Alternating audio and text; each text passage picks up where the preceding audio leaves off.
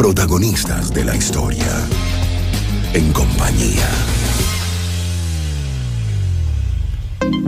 2:44 de la tarde, seguimos en compañía por la señal de Éxitos 93.1 Sonidos en primera fila. La semana pasada hablábamos con uno de los protagonistas de la película El Amparo, inspirada en hechos reales que ocurrieron en nuestro país, que más allá de relatar lo que sucedió, es un relato sobre la lucha de las personas en contra del poder, de los grandes poderes.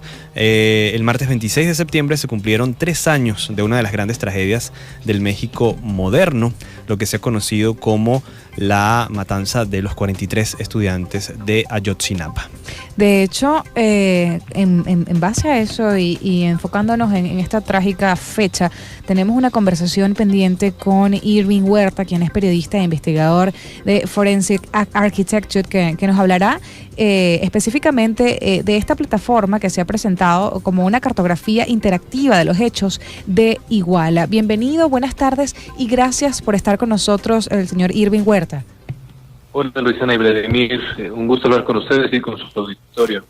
Nosotros, obviamente honrados por tenerlo en el programa y quisiéramos un poco que nos comente de qué se trata esta cartografía interactiva que ha presentado Forensic Architecture para conocer más de cerca lo lamentable que ocurrió precisamente hace 3 años ahí en Iguala. Sí, la plataforma es en realidad un esfuerzo cartográfico, digital, por juntar la mayor evidencia posible en información públicamente disponible, para hacer varias cosas, para relatar la historia visualmente, para dotar también de evidencias, pero también para crear un relato coherente que tuviera un ingrediente de, si no contestatario, sí retando la verdad oficial sobre los hechos que ocurrieron en Ayotzinapa el 26 de septiembre de 2014. Y para dar un poco de contexto al respecto y por qué es importante volver a hacer todo este esfuerzo a 3 años de que ocurrieron estos hechos, pues es que el 26 de septiembre de 2014 hubo un ataque contra estudiantes normalistas de una escuela normal rural en el estado de Guerrero, en México, al sur de México. Estos normalistas iban a la ciudad de Iguala, una ciudad de alrededor de 1.5 millones de habitantes, iban a tomar autobuses para participar en una marcha, y policías municipales, al intentar parar a estos autobuses, agredieron a los estudiantes. La escala de violencia fue incrementando. Primero solamente disparos al aire en contra de los mismos normalistas, que para ese momento eran mucho más de 100 normalistas, y algunos de ellos intentando escapar, etcétera, fueron detenidos en 2 lugares distintos y posteriormente desaparecidos estos normalistas por miembros de la Policía Municipal de Iguala, con la vigilancia de la Policía Federal, con la vigilancia del Ejército y de algunas otras autoridades estatales.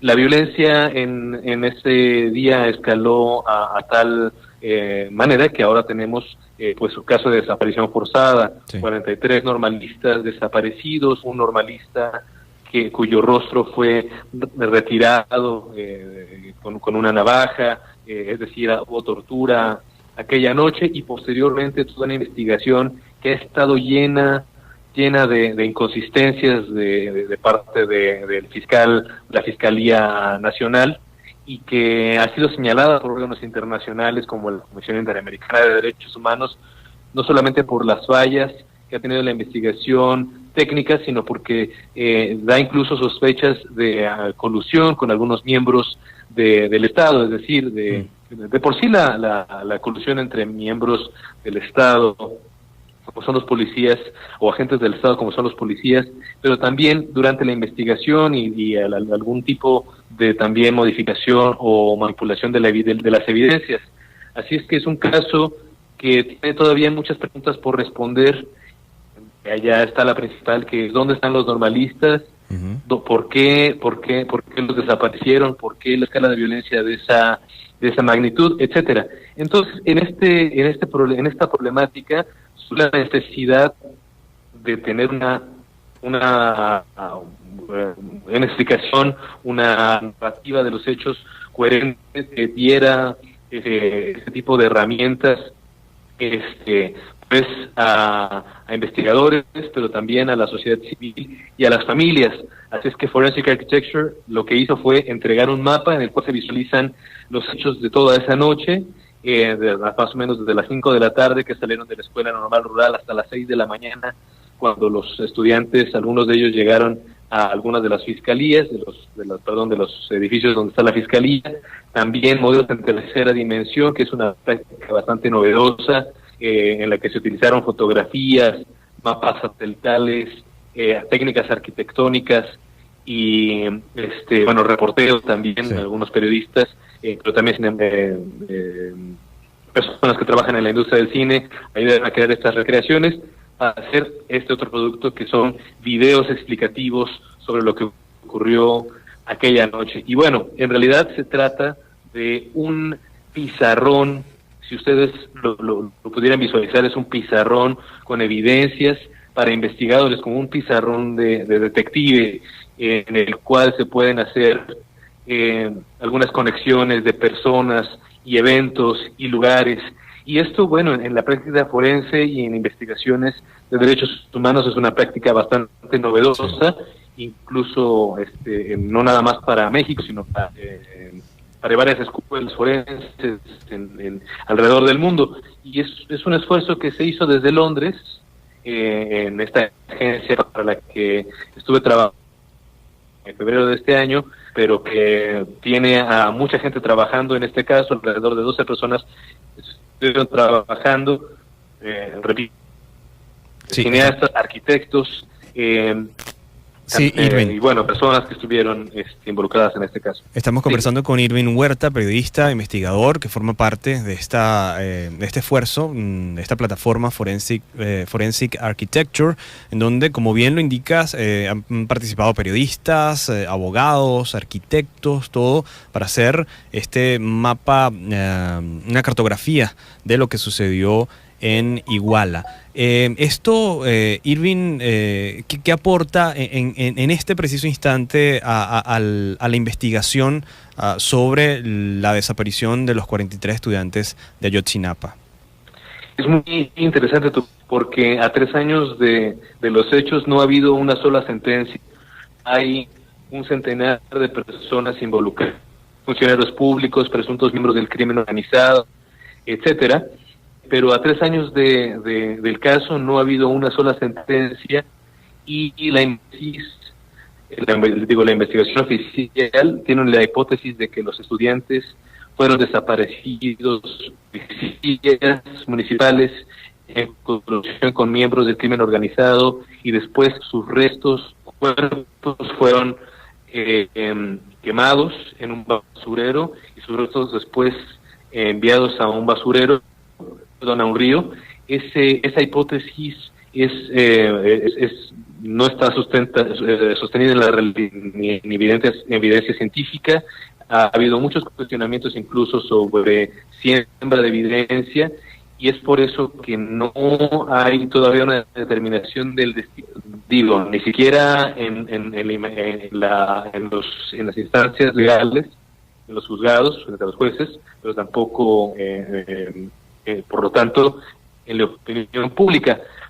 Este esfuerzo de Forensic Architecture precisamente era importante porque retaba la verdad oficial, retaba esta versión que decía que los estudiantes solamente habían sido llevados de un lugar por la policía municipal a otro. Yo imagino que también ayuda un poco a los familiares que han desconfiado tanto de las autoridades, que se han tardado tanto tiempo en emitir, en principio, alguna sentencia y, en segundo lugar, a ofrecer pruebas reales de lo que pudo haber sucedido en esa masacre que lamentablemente tuvo lugar en México hace 3 años. Nosotros, bueno, lamentablemente el tiempo se nos ha acabado, pero vamos a compartir ahora mismo con la audiencia, las redes y la página web en donde puedan encontrar un poco más de información, y te agradecemos muchísimo por el tiempo que nos has regalado y sobre todo el esfuerzo para crear esta plataforma que, sin duda, a pesar de que aún la justicia mexicana no haya llegado al hoyo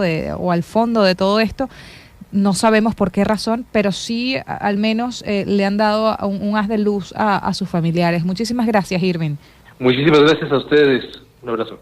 Estábamos escuchando a Irving Huerta, quien es periodista e investigador de Forensic Architecture, esta empresa que ha sacado a la luz la plataforma para un poco tratar de entender los sucesos del 26 de septiembre del año 2014 en Iguala, México, donde varios estudiantes, alrededor de un centenar de estudiantes, estaban tratando de llegar a la capital, a tratar de hacer una protesta específicamente por una masacre similar que vivieron lamentablemente otros estudiantes en los años 60. Y uno dice, pero es que todavía no se entiende cómo suceden estas cosas o por qué suceden estas cosas. En el año 68 la masacre de Tlatelolco fue la que vivieron los estudiantes en esa época, y la que estos lamentablemente estudiantes iban a reivindicar varios años después, y en la que lamentablemente también perdieron la vida.